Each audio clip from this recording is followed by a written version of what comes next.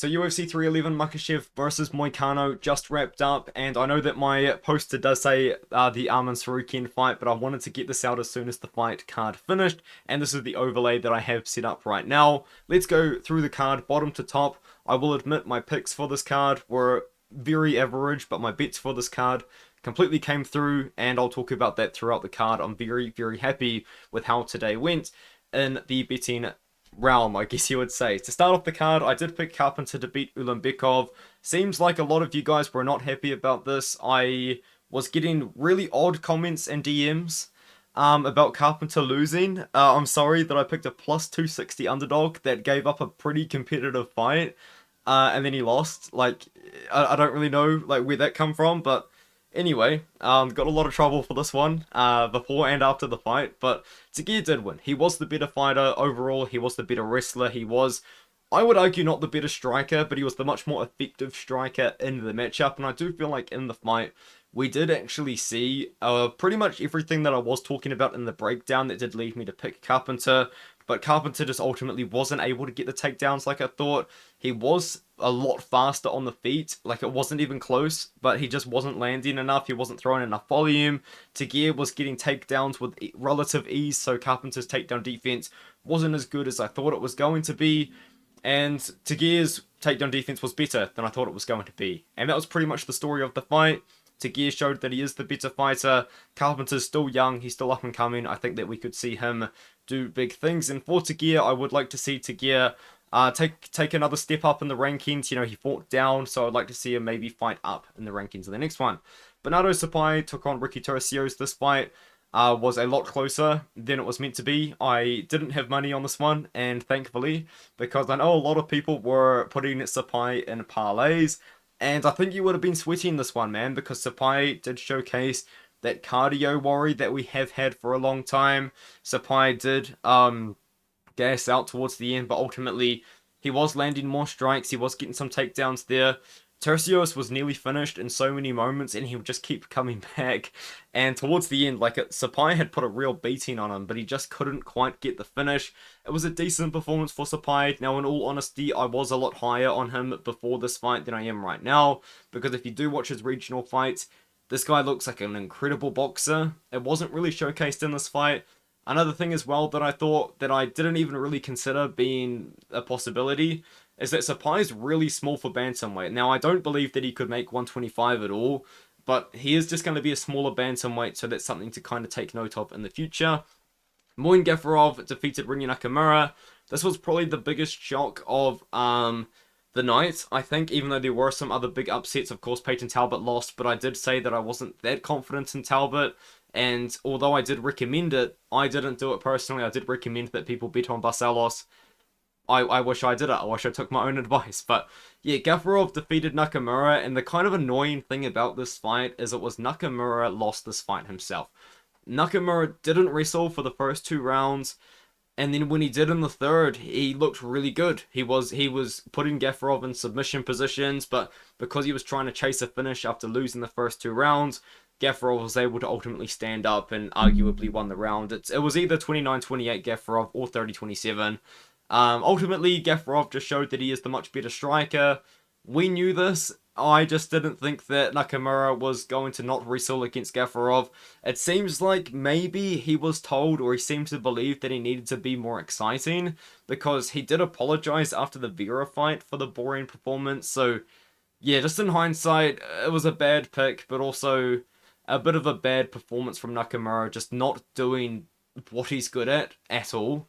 And then, speaking of doing what you're good at, Aylan Perez wrestled against Carol Rosa. That was always going to be her path to victory, was in the wrestling, and she did get the takedown, so I did pick Perez in this matchup. She was an underdog for a long time, and I think she still closed as the underdog. I know Tapology odds aren't super accurate. She closed plus 200, okay. She closed as a big underdog. Once again, I didn't bet on this fight. In hindsight, I wish I did, on the big underdog in Aylan Perez. And she come through big. You know, Aylan Perez, she got the wrestling going in the first round, she got it going in the second round. In the third round, she didn't really wrestle all that much, but Rosa just didn't really put on the pressure too much in the third. And I thought she lost the third round, I thought she won the first two. A judge still gave her a 30-27. I don't really know about that scorecard, but it is what it is. Perez, I thought, did get it done with the takedowns and also the ground and pound that she was landing with those takedowns there. Against Rosa, Rosa just wasn't aggressive enough despite having a very significant striking advantage. Grant Dawson defeated Diego Ferreira. I picked Dawson to win. I had him in a parlay. I think I might have had him in 2 parlays, but I'm not too sure. He won the fight anyway. That's all that matters, I'll be honest. He started out the fight odd. He started out with a spinning back fist, and then a spinning wheel kick, and then a spinning back kick, spinning body kick. I don't know what he was doing for the first 2 minutes. I guess he was trying to showcase that he's become a better striker, but in my opinion, and I think a lot of other people's opinions, being a good striker isn't just being about being able to throw different techniques. You know what I mean? Like, when I was kickboxing, because if you guys can believe it, I was kickboxing throughout pretty much my entire time in high school. I started out by doing a beginner kickboxing class, and I learned how to do a spinning back kick and a spinning wheel kick in those kickboxing classes. Alright, just being able to throw a spinning wheel kick isn't that hard, and despite not kickboxing now for probably about 4 or 5 years, I can still do it. Alright, Grant Dawson, just stick to the boxing, mate. That's all you gotta do. Just be a boxer wrestler. Don't throw the spinning stuff. You're gonna get caught by a better striker. And Diego Ferreira, in moments, was landing pretty good shots on the feet, but ultimately he couldn't defend the takedowns from Dawson for the most part. Yes, the scrambles were good. Yes, Ferreira was able to find some moments, but for the majority of the fight, Dawson was in control and he was getting the back of Ferreira, and he did very clearly win the fight. Guskov. This is another man that really came through for me. I had a parlay with Guskov to win inside the distance. I bet on him by KO and sub because Guskov to win by KO, which is the obvious pick, and Guskov to win inside the distance just ended up being the exact same odds. So I just took it, and thankfully I did, with Almeida to win by KO or sub. And that was kind of like the big parlay that really kind of come through for me. That is a $200 bet to return 505 there, if you guys can see it, as well as a $160 bet to return 230 on Almeida, because I was trying to go pretty nuts on Almeida, because as I said, I had a crazy amount of money on him already, and I was kind of thinking to myself, you know what, we're just going to go all in on Almeida, and we did. But anyway, to talk about Guskov, the round started interesting. Alicana shot a takedown, got it easily, and had the back for about 3 minutes. But then Guskov eventually got out of the position and got the back and was landing some pretty nasty ground and pound. And then you could debate that he choked out Alicana because Alicana tapped, but it was after the bell. So you've kind of just got to let the fight continue on. But maybe you could argue Alicana won the round. Damage-based scoring indicates that Guskov should have won the round, but it didn't matter in the end because Guskov in the second round, it seemed like Alicana, after that rear naked choke attempts, just didn't have much left.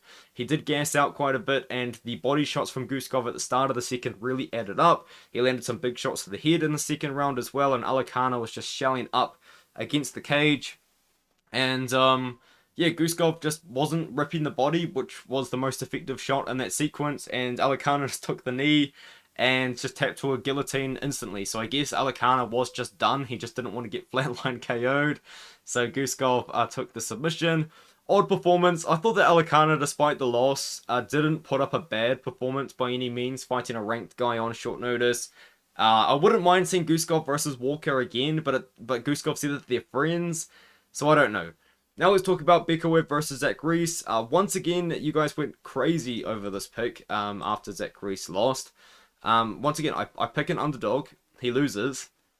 So, like, what do you want me to do? Just pick all the favorites? I pick all the favorites. You guys complain as well. But Bekaev, he showed that he's the real deal. Now, I did actually watch a lot of tape on this fight, and I have been watching Bekaev's LFA fights as they happen as well. I thought that Bekaev would have been a lock for the Contender Series last year, but he wasn't. And then he was told by the UFC to get a finish or just have an exciting performance, we'll sign you. And he knocked out Chauncey Foxworth recently, got the short notice call up against Zach Reese. And I was saying in my prediction video, I find it so funny that Bekaev has been the LFA champion and defended the belt twice, and I'm still going to pick Zach Reese, who, despite being someone that I have been high on in the past, in fact I was high on him, but I'm not so high on him anymore, and I'll talk about that, I was picking Reese to win. And it didn't look bad until it did look bad. You know, like, Reese started out the fight, clearly had the size advantage, clearly had the striking advantage. If he was able to just defend that one takedown, he would have knocked him out, and I think he would have knocked him out easily. And then Bekaev gets the takedown. Reese, I would argue, is winning the fight on bottom, and I know a lot of people were saying that you cannot win a fight while in bottom position. I've seen it happen before because JJ Wilson actually won a decision in Bellator. I'm just going to bring up the fight right now against Vladimir Tokov in a fight which he was controlled for in a 15-minute fight, I believe 12 or 13 minutes, but he won the fight because he was throwing up submissions and elbows from bottom position, from guard. And I thought that Zach Reese, you know, he was doing a decent job of that, and it kind of looked like he just wasn't going to get the triangle, or he wasn't going to get the armbar he was going for. And then Bekaev was able to posture up, and as soon as he did, he landed 3 or 4 really clean, nasty ground and pound strikes, and Reese was clearly out of it. But I don't believe that's what actually knocked Reese out cold. I think what actually knocked Reese out cold was the referee not diving on Bekaev to tackle him out of the way. The ref diving onto Zach Reese's head, pretty much with his shoulder. Reese's head bouncing, the back of his head bouncing off the canvas. The referee put Reese out cold. Bekaev knocked him out, or Bekaev put him down. The referee gave him the silencer, and I think after that, I don't think Reese's chin is ever going to be the same. This guy, I know he was knocked out by Cody Brundage. That was a red flag to start with, but Reese, he's been brutally knocked out twice now. It's got to be a tough weight cut down to 185. Like, this guy's massive. Like, Bekaev, as I was saying in my prediction video, he's not actually a small middleweight, really. He didn't look small against most of his opponents in the LFA. He looked pretty tiny against Reese, let's be honest. So maybe Reese, maybe 205 pounds is the move. I don't know, because 185, yeah, it's just massive. It must be a tough weight cut for him, but a really good performance for Bekaev. Called for a top 15 guy. I don't know if you can get a top 15 guy just kind of by just winning. I mean, he won on short notice, you know, but I feel like there's probably someone else that you could go through. Maybe like Bekaev versus Paul Craig or something would be kind of interesting, but I think Bekaev will probably knock him out as well. Now, Barcelos beat Talbot. Now, I'll be honest with you guys, I wasn't really that surprised by what Barcelos was doing to Talbot, but I was surprised the fact that Talbot lost. Now, the reason why I wasn't super surprised that Barcelos was able to take down Talbot is because I have followed Talbot for a pretty long time now. Watch his fight against Christian Rivas, even watch his fight against Hector Fajardo, and his fight against Anthony Jimenez. All of them at Uriah Faber's combat. That first round between Barcelos and Talbot, that is pretty much how the first round of all of these fights went. He's always been able to get easily taken down and controlled, but then just kind of out of nowhere, I'll be honest, all of his takedown defense just seemed to improve in the UFC. And if you go back and you watch my prediction video, I did say that I believe that his takedown defense has greatly improved since he's joined the UFC. And I was proven wrong, I think, in that one. I think that maybe just in hindsight, maybe Talbot's takedown defense hasn't greatly improved. And maybe these guys just weren't as good as wrestlers. But it does make sense. Like, Hector Fajardo, trust me, watch it. Fajardo takes Talbot down multiple times. The point is, the Brazilian wrestling champion, Raoni Barcelos, was really good wrestling, was able to easily get takedowns on someone that has, in the past, had really bad takedown defense. And to give all of the credit to Barcelos, Barcelos took down Talbot pretty easily for the most part. Talbot did show decent takedown defense, but it wasn't great. And then when Talbot was on the feet, Talbot was lighting up Raoni Barcelos. Like, he was clearly the better striker, but he just couldn't defend the takedowns of Barcelos. I wish that I bet Barcelos, because I said in my prediction video, put $10 on Barcelos, you'll win 85. I didn't do it myself. Did I? So yeah, shout out to Barcelos, he still got it. As for Talbot, I'll be honest with you guys, I'm not really that upset about it. I didn't have money on Talbot. I didn't have any props on Talbot. I didn't have any parlays with Talbot in them. I didn't see the value there. It was minus 1,000. Like, I think it was, you know, just kind of, it just wasn't, the value wasn't there. I still stand by, I don't put minus 1,000 fighters in parlays, and this was a reason why. As for Reina Derrida, he beat Kevin Holland easily. I was on Kevin Holland in this one, and I fell for it. Just hands up, I fell for it. I saw what people were saying online. I knew that people had the opinion that the Kevin Holland KO prop was a trap line. I fell for it. I bet on Kevin Holland to win by KO. And what happens in the fight? You know, Reina Dorita takes down Kevin Holland within 5 seconds and subs him pretty easily. Yeah, just pretty easily. Kevin Holland really no resistance. I kind of knew that I was in a bit of trouble when the commentators were talking about Kevin Holland's training. Like, this guy's just going gym to gym. Like, he's not even sticking at one gym to train. Like, yeah. I fell for it. I fell for it hard. I picked Holland. I was pretty confident in Holland. I know he's got bad takedown defense. That was just the worst pick of the card, I think, for me. Um, I fell for it. I fell for it. You know, it really does seem, and people were tweeting this, it really does seem like Kevin Holland, since getting the big payday against Khamzat Chimaev, he just hasn't given. Yeah, okay. He just hasn't given a shit about his career. And I think that this fight was kind of just a pure example of it. He fought a guy that he really could have beaten, and he just gave it up. So as for Dorita, I mean, he's called for a top 5 guy. Fight Andre Muniz or something like that, man. But he wants to stay active because, to be honest, one championship absolutely screwed him by not being an MMA promotion anymore. So he hasn't really been able to fight all that much. So yeah, I guess for Dorita, just someone ranked that can fight soon. I mean, like, Kopylov would be kind of fun because Kopylov's got pretty bad takedown defense, but he's a really good striker. Like, yeah, Kopylov. Dorita versus Kopylov. It makes sense. Anyway, Jailton Almeida, my king, my hero, my man. I don't even know if I've shown, like, this one. That's another couple parlays that finished, and also a prop on my king, my champion, Jailton Almeida. My new favorite fighter. That man single-handedly funded my holiday in February, and I couldn't be more thankful for it. Was a little bit scary at one point. Spivak got the first takedown of the fight and was landing pretty good ground and pound. And if he had better control, I mean, Almeida wasn't really defending those ground and pound shots that well. He got the reversal, was trying to get I believe it was an arm triangle in mount, and then he lost it. He was reversed by Spivak, and then he got another reversal. And then once he was able to get Spivak's back, it seemed like Spivak didn't really know too much what to do when you have someone on your back like Almeida. So Almeida was able to get the back, threaten the choke, flattened him out, and ultimately did end up with the ground and pound TKO. So that's my king, my new favorite fighter, Jailton Almeida. I love you. Now, Yuri Prochazka defeated Jamal Hill. In my opinion, this is fight of the night. I think that this is arguably fight of the year so far, despite only two cards in. The first round was fun. Yuri dropped Hill, or it seemed like he dropped Hill, but Hill recovered very easily. The second round, Yuri had his moments, but Hill was also having his moments and was hurting Yuri in moments. And I would say that Hill won the second round, so I thought it was 1-1 going into the third.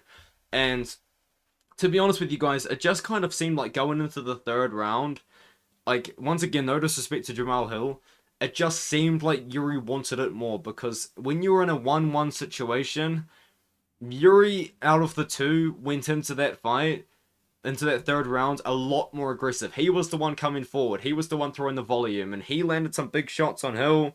He ended up knocking Hill down. Didn't get the finish. Hill recovered very quickly. Ended up knocking Hill down again. Hill started doing the Johnny Walker. Like, I think that gif could go viral if people really wanted it to. Like, his hands were all over the place, and Yuri was just kind of smacking him around, and Yuri ended up putting him down again in the third round, and then ended up finishing him with ground and pound. Someone said it was an early stoppage, but if you really think about it, in the 15 seconds leading up to Hill getting ground and pound TKO'd, he had been dropped twice, and he'd already eaten a couple really big shots. And at the end of the fight, like after the fight had even happened, Hill's eye had started swelling up. So if you'd kind of just let the fight carry on, I think Hill would have taken unnecessary damage. And I think that another thing as well would have maybe that eye would have been like in worse condition. I don't know. But to talk about like the fight as it starts, Hill looked like he gassed out in the first round. And then he just got the craziest second wind in the second round. Like, I even tweeted, Jamal Hill went 5 rounds with Glover Teixeira, but he can't go 5 minutes with Yuri Prochazka. And then the second round starts, and I'm like, oh, Hill's about to knock him out, isn't he? So yeah, shout out to Hill. You know, it felt like he was actually battling through adversity after that first round, because I thought that he was gassed. I was like, oh, wow, Yuri's really going to finish him now. Because Yuri was just doing really good work from like start to finish, really, of of the card. You know, he didn't do the fight style that he used to do, because Yuri, like the way that he used to strike was he would literally sprint forward into the pocket, throw his combination, then jump out. And I was like, you know what, although I was picking Yuri and I did pick Yuri, um yeah, Yuri just ran forward, man. Like he used to run forward with his chin up in the air. He didn't do that anymore. The hands, they weren't as low as they used to be. Now I do understand that blocking punches with 4 ounce gloves is probably a lot easier said than done. But yeah, Yuri just seemed to show better defense in this fight. Hill was still competitive all the way through, but Yuri ultimately won. It was a fun fight. I was also thinking to myself, man, I do love Yuri Prohaska because every fight Yuri's in is fun. I feel like as well the thing with Yuri is I don't think that he should get another title shot after this. If you really look at it, he didn't. He did get injured, so he technically didn't defend the belt, but then when he come back, he fought Pereira, he lost. We gave him a title shot after one win, and then he lost again. He beat Jamal Hill then. The problem is there's no obvious next contender for him to fight. It would probably have to be Carlos Ulberg, who's ranked number 6th right now. I think that's the fight to do, or maybe you could give him Khalil Roundtree.